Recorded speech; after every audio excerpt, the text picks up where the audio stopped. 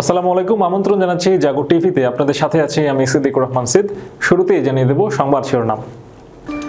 গাজার জাবালিয়ায় প্রতিরোধ যোদ্ধাদের হামলায় ৩০ দখলদার সেনা নিহত।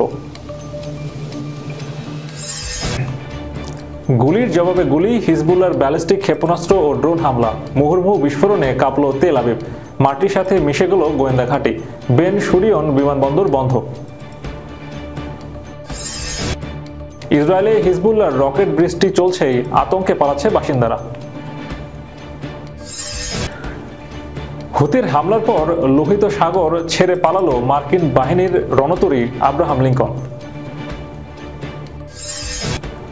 বেজে গেল তৃতীয় বিশ্বযুদ্ধের দামামা, পরমাণু অস্ত্র ব্যবহারের সম্মতি দিল রাশিয়ার প্রেসিডেন্ট পুতিন। কুর্সি থেকে গলা ধাক্কা খাওয়ার আগে বাইডেন প্রশাসন তৃতীয় বিশ্বযুদ্ধ বাঁধাতে চায়, এদের চায় শুধু মুনাফা। ট্রাম্প পুত্রের বিস্ফোরক মন্তব্যে তোলপাড়। উত্তাল পাকিস্তান, চূড়ান্ত ডাক ইমরান খানের, ইসলামাবাদে 2 মাসের জন্য 144 ধারা জারি। দর্শক শুনছিলেন শিরোনাম, এবারে বিস্তারিত। ফিলিস্তিনের অবরুদ্ধ গাজা উপত্যকার উত্তরে জাবালিয়ায় সম্প্রতি স্থল অভিযান শুরু হওয়ার পর থেকে 30 জনেরও বেশি ইসরায়েলি কর্মকর্তা ও সেনা নিহত হয়েছেন। খোদ ইসরায়েলি গণমাধ্যম এই খবর দিয়েছেন। চ্যানেল 12 এর তথ্য অনুসারে জাবালিয়ায় আগ্রাসনে এখনো পর্যন্ত ফিলিস্তিনি প্রতিরোধ যোদ্ধাদের সাথে যুদ্ধে 30 জন ইসরায়েলি অফিসার ও সিপাহী মারা গেছে। গতকাল ইসরায়েলি বাহিনী গাজার উত্তরাঞ্চলীয় বেত লাহিয়া শহরে লড়াইয়ের সময় আরও 2 সেনার মৃত্যুর বিষয়টি নিশ্চিত করেছে। এর মধ্যে একজন অফিসার রয়েছেন। ফিলিস্তিনি যোদ্ধাদের হামলার এক সেনা গুরুতরভাবে আহত হন। ইসরায়েলি সেনারা উত্তর গাজায় স্থল আগ্রাসনে জোরদার করেছে। গত বছরের অক্টোবরে যুদ্ধ শুরুর পর তৃতীয়বারের মতো বেইত লাহিয়ায় এই ধরনের আগ্রাসন চালানো ইসরায়েল। সম্প্রতি ইসরায়েলি সংবাদ মাধ্যম মরিফ বলেছে, 400 দিনেরও বেশি সময় ধরে চলা যুদ্ধে ইসরায়েলি সেনাবাহিনী প্রায় 2 ডিভিশন সেনা হতাহত হয়েছে। সংবাদপত্রটি আরও বলেছে, সেনাবাহিনীতে লোকবল গুরুতরভাবে কমে গেছে। সমস্ত সমস্যার জন্য যুদ্ধবাজ প্রধানমন্ত্রী বেনিয়ামিন নেতানিয়াহুর মন্ত্রিসভা দায়ী বলেও মন্তব্য করেছেন দৈনিক মারিফ। গুলির বদলে গুলি, হিজবুল্লাহর ব্যালিস্টিক ক্ষেপণাস্ত্র ও ড্রোন হামলা, মুহুর্মুহু বিস্ফোরণে কাঁপল তেল আবিব, মাটির সাথে মিশে গেল গোয়েন্দা ঘাঁটি, বেন গুরিয়ন বিমানবন্দর বন্ধ। ইসরায়েলি গণমাধ্যম জানিয়েছে, গতরাতে ইসরায়েলের বিভিন্ন অঞ্চলে ক্ষেপণাস্ত্র বিস্ফোরণের শব্দ শোনা গেছে। কোনো সূত্র জানিয়েছে, ইসরায়েলে সবচেয়ে ব্যস্ততম বিমানবন্দর বেন গুরিয়ন সাময়িকভাবে বন্ধ রাখা হয়েছে। কয়েকটি সূত্র নিশ্চিত করেছে, তেল আবিবে অন্তত 4টি বিস্ফোরণের শব্দ শোনা গেছে। ইসরায়েলের চ্যানেল 12 টেলিভিশন জানিয়েছে, একটি বাণিজ্যিক ভবনে সরাসরি হিজবুল্লাহর ক্ষেপণাস্ত্র আঘাত হানে। ক্ষেপণাস্ত্র হামলার মুখে বেন গুরিয়ন বিমানবন্দর বন্ধ হওয়ার পাশাপাশি বেশ কয়েকটি এলাকায় বিদ্যুৎ বিচ্ছিন্ন হয়ে পড়ে। প্রেস টিভি জানিয়েছে, তেল আবিবে অন্তত 8টি ব্যালিস্টিক ক্ষেপণাস্ত্র ও ড্রোন দিয়ে হামলা চালানো হয়েছে। টাইমস অব ইসরায়েল বলেছে, হিজবুল্লাহর ক্ষেপণাস্ত্রের আঘাতে 1 নারী নিহত এবং বেশ কয়েকজন আহত হয়েছেন। হিজবুল্লাহ জানিয়েছে, তারা তেল আবিবের তেল হামিম ঘাঁটিতে হামলা চালিয়েছে, যেখানে ইসরায়েলি সামরিক গোয়েন্দারা ডিভিশনের কার্যালয় অবস্থিত। এই হামলায় ব্যালিস্টিক ক্ষেপণাস্ত্র ও ড্রোন ব্যবহার করা হয়েছে। এর পাশাপাশি হাইফা নগরীর ক্রায়োতে এলাকায় ঝাঁকে ঝাঁকে রকেট ছুড়েছে হিজবুল্লাহ যোদ্ধারা। ইসরায়েলে একের পর এক রকেট হামলা অব্যাহত রেখেছে লেবাননের প্রতিরোধ যোদ্ধা হিজবুল্লাহ। সর্বশেষ কয়েকটি হামলায় ইসরায়েল জুড়ে আতঙ্ক সৃষ্টি হয়েছে। বিস্ফোরণের শব্দে কেঁপে উঠেছে বিভিন্ন শহর। কোথাও কোথাও আগুন লেগে ক্ষয়ক্ষতির খবর পাওয়া যাচ্ছে।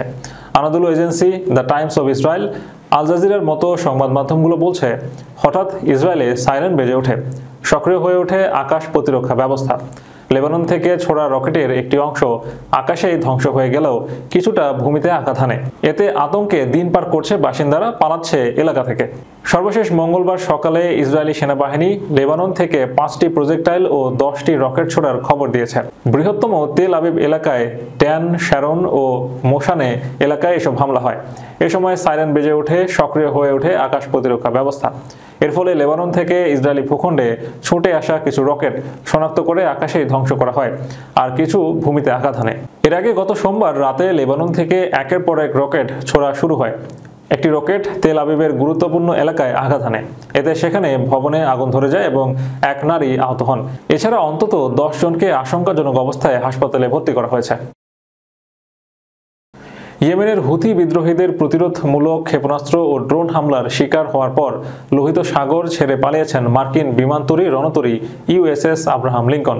ইউনাইটেড স্টেট নেভাল ইনস্টিটিউট অনুসারে নিমিতস শ্রেণীর যুদ্ধজাহাজটি মার্কিন সপ্তম নৌবহরে প্রবেশ করেছে। এক বছরেরও বেশি সময়ের মধ্যে মাত্র দ্বিতীয়বারের মতো বাহক ছাড়াই পশ্চিম এশিয়া ত্যাগ করেছে জাহাজটি। শেষবার মার্কিন নৌবাহিনী কোনো ক্যারিয়ার স্ট্রাইক গ্রুপ ছাড়াই এই অঞ্চলে ত্যাগ করেছিল জুন মাসে, যখন ইউএসএস ডোয়াইন ডি আইজেন হাওয়ার ভূমধ্যসাগরে প্রবেশ করেছিল। Abraham Lincoln career strike group আগস্টে পশ্চিম এশিয়ায় আসে। সেপ্টেম্বরে চলে যাওয়ার আগে থিওয়েট রুজভেল্ট ক্যারিয়ার স্ট্রাইক গ্রুপে যোগ দেয়। লোহিত সাগর থেকে ইউএসএস আব্রাহাম লিঙ্কনের প্রস্থানের পরে ইয়েমেনি সশস্ত্র বাহিনীর মুখপাত্র একটি বিবৃতিতে জানিয়েছে, দেশটির নৌ ইউনিটগুলো আমেরিকান এবং ব্রিটিশ আক্রমণের প্রতিরোধ হিসেবে মার্কিন যুদ্ধজাহাজের বিরুদ্ধে দুটি বড় সামরিক অভিযান পরিচালনা করেছে। ব্রিগেডিয়ার জেনারেল ইয়াহিয়া সারি বলেন, প্রথম অভিযানে আরব সাগরে বেশ কয়েকটি ক্রুজ মিসাইল ও ড্রোন দিয়ে আমেরিকান বিমানকে লক্ষ্যবস্তু করা হয়েছিল। রুশ ইউক্রেন যুদ্ধের 1000তম দিনেই কার্যত তৃতীয় বিশ্বযুদ্ধের দামামা বেজে গেল।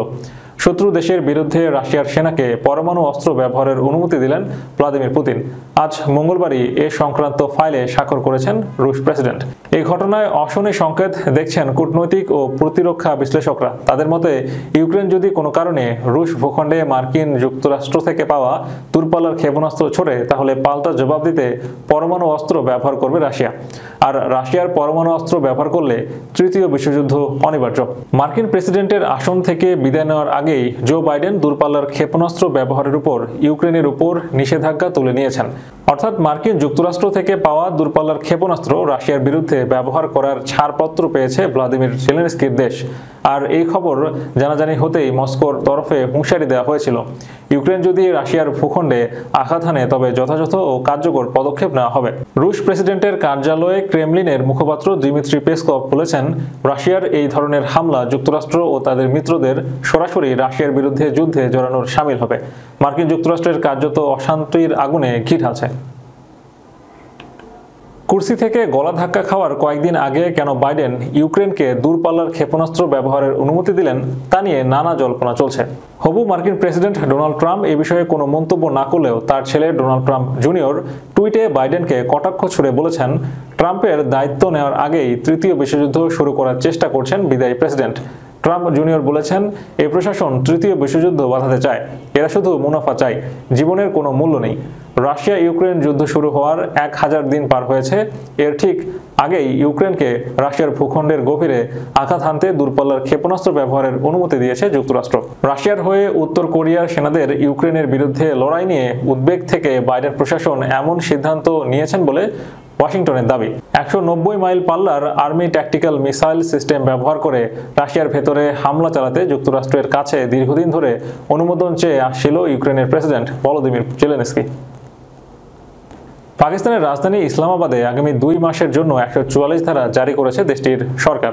আগামী 24 নভেম্বর পাকিস্তান তেহরিকি ইনসাফ পুরো পাকিস্তান জুড়ে আন্দোলনের ডাক দিয়েছে।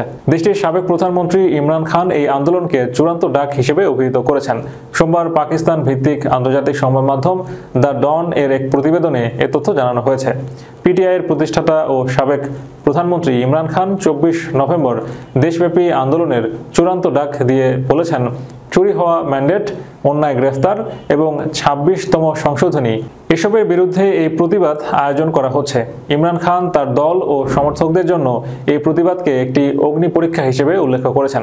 তিনি দেশের আইনজীবী সম্প্রদায়, সিভিল সোসাইটি ও প্রবাসী সমর্থকদের সক্রিয় অংশগ্রহণের আহ্বান জানিয়েছেন।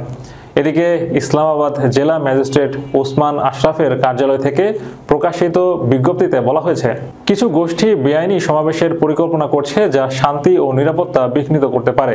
এই নির্দেশনার অধীনে রাজধানীতে 5 বা তার বেশি মানুষের জনসমাগম নিষিদ্ধ করা হলো। দর্শক, শেষ করার পূর্বে সংবাদ শিরোনামগুলো জানিয়ে দেব আরও একবার। গাজার জাবালিয়ায় প্রতিরোধ যোদ্ধাদের হামলায় 30 দখলদার সেনা নিহত।